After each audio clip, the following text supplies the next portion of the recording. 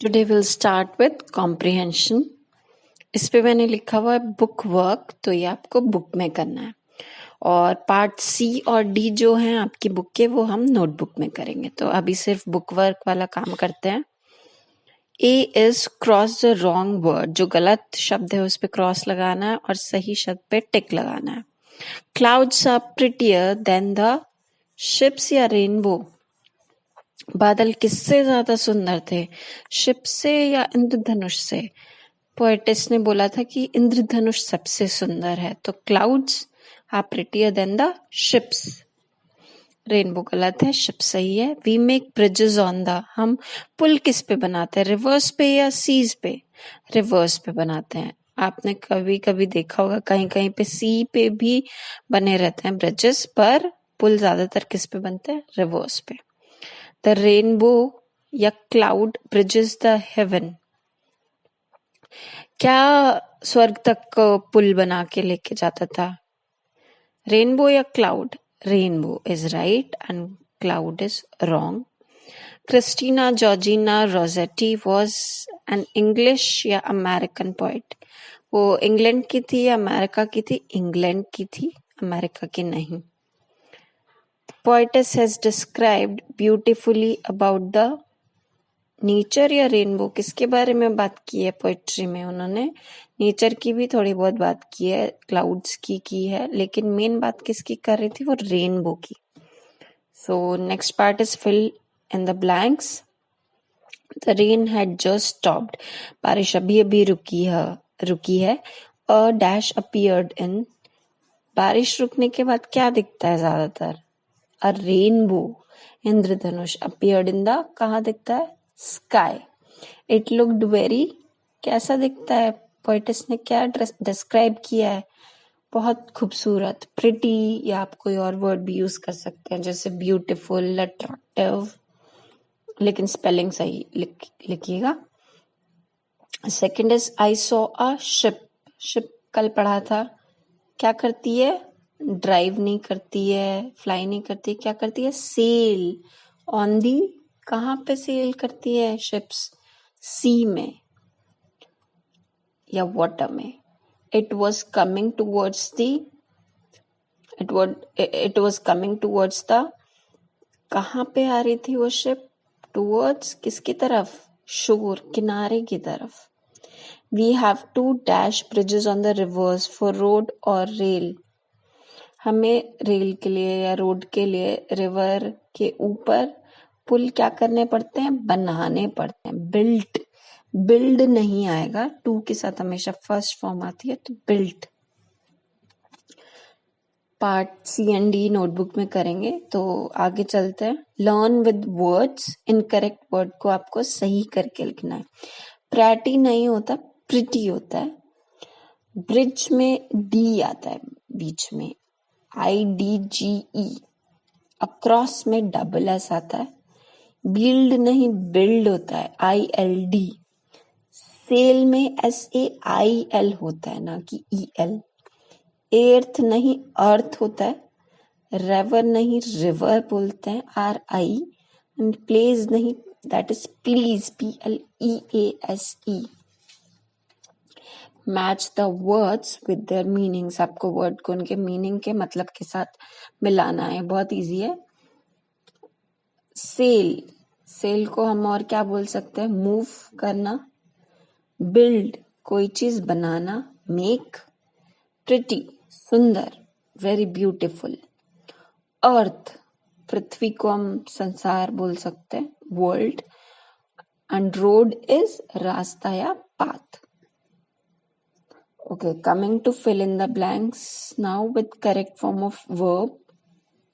He is an early riser. He dash for a long walk regularly. वो सुबह जल्दी उठता है, वो ज्यादातर रोज लॉन्ग वॉक के लिए जाता है। तो ही के साथ क्या आएगा? फर्स्ट फॉर्म आती है वर्ब की, वर्ब है गो, तो वर्ब की फर्स्ट फॉर्म होगी ES लगा देंगे, गो में गोज, ही गोज या शी गोज। और अगर यू होता तो लिखते यू गो, ना कि गोज। तो यू के साथ GO आता है खाली। The principal is praiseworthy. He always dash to the school punctually.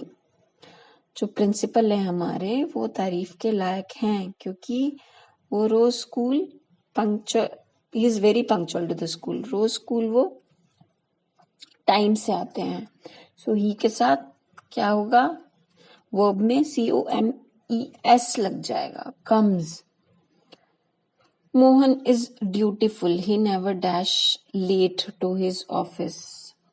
Mohan बड़ा ही ओबीडेंट है, वो कभी भी ऑफिस के लिए लेट नहीं जाता है. ही के साथ बताया था ऊपर जैसे गो में ES लग जाएगा, ऐसे ही यहाँ पे गो में ES लग जाएगा.